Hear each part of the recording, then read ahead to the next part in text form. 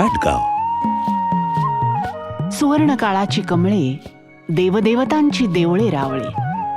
इथे दरवळतोय इतिहासाचा सुगंध आणि चिऱ्या चिऱ्याला लाभलाय कलेचा सात्विक स्पर्श.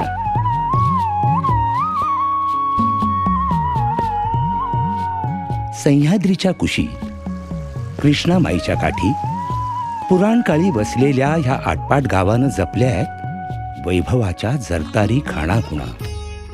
देवळांची शिखरं, प्रशस्त वास्तू, कोरीव शिल्प, सुबक चित्र गातायत संपन्नतेची गाणी. जिथे कोरली शिल्पचित्रात गाणी, जिथे नांदली वेद समृद्ध वाणी, जिथे प्राचीनाची अजून नवलाई. वाई अशी आमुची आधुनिक वाई. साताऱ्याच्या जवळ महाबळेश्वरच्या रस्त्यावर, तरीही शहरी गजबजाटाचा लवलेश नसलेली वाई. पुराणकाळी पांडवांनी विराट राजाच्या वैराट नगरीत वास्तव्य केलं. ती वैराट नगरी म्हणजेच वाई. कृष्णामाईची लाडकी लेक म्हणजे वाई. छत्रपती शिवाजी महाराजांनी अफजल खानाला जिच्या परिसरात धूळ चारली ती वाई.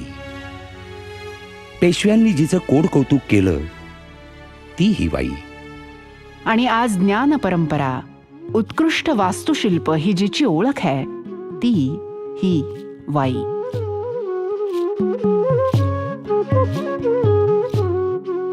हे वाईचं ग्रामदैवत धुंडी विनायक मंदिर.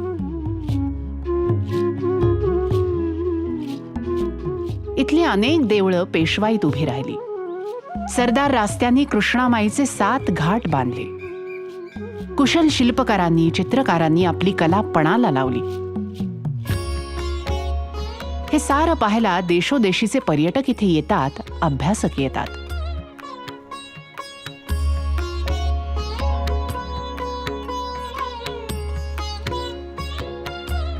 हे काशी विश्वेश्वराचं प्रशस्त मंदिर म्हणजे वाईचं भूषण.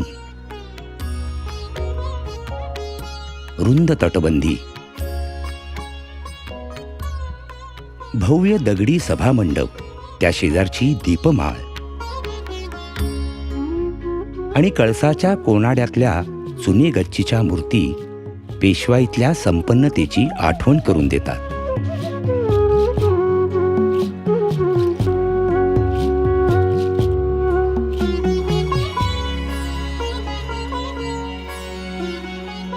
इथल्या एका खिडकीवरचं हे कोड्यात टाकणारं नागशिल्प. कुठे काव्यगाथा, कुठे भित्तिचित्रे, कुठे शिल्प शिल्पात भिनली चरित्रे. इथे राऊळात रमे पेशवाई, अशी आमुची ही कलासक्त वाई. हे 4 घुमट्यांची तटबंदी असलेलं नृसिंह मंदिर.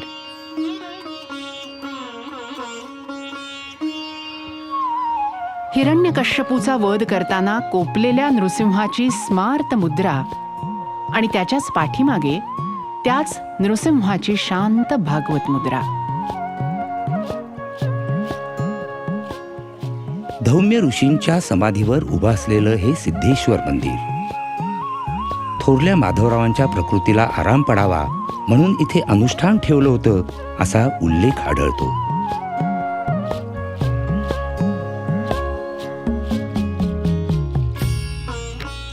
असा इच्छापूर्ती करणारा सिद्धेश्वर.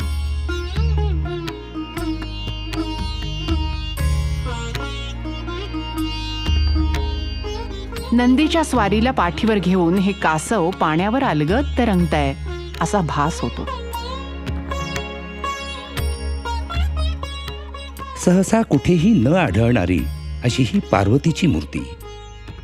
हिच्या पायाशी एका बाजूला आहे गणपती आणि दुसऱ्या बाजूला कार्तिकेय.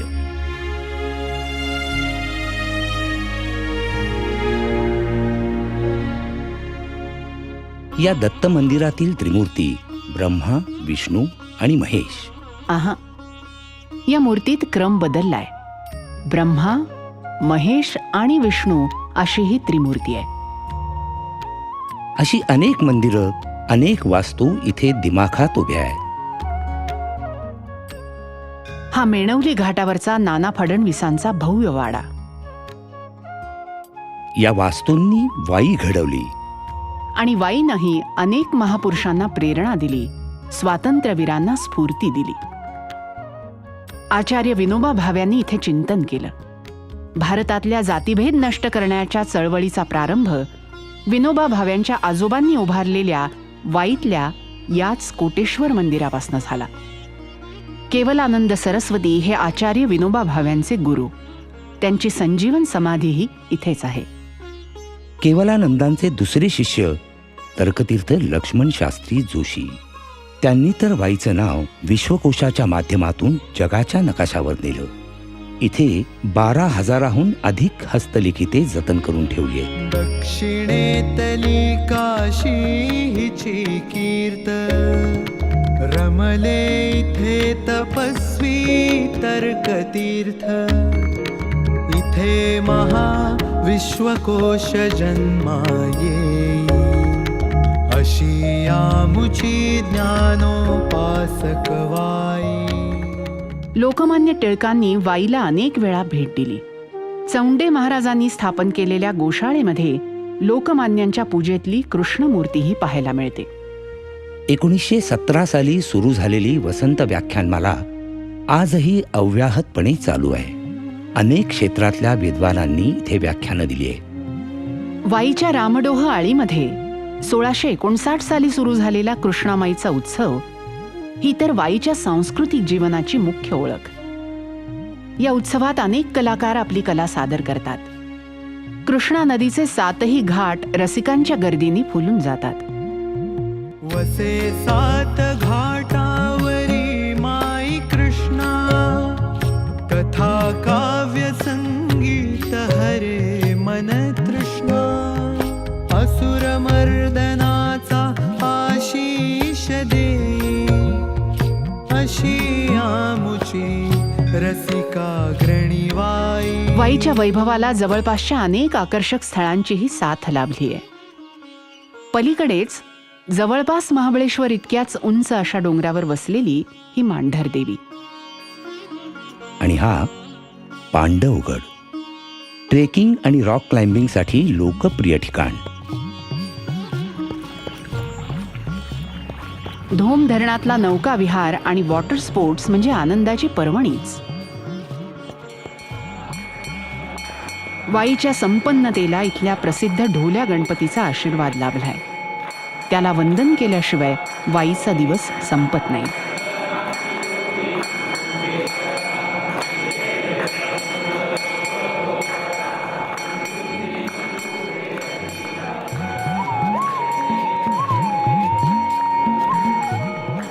आधुनिकतेच्या रेट्यातही संस्कृती जपलेलं आणि जगलेलं गाव वाई.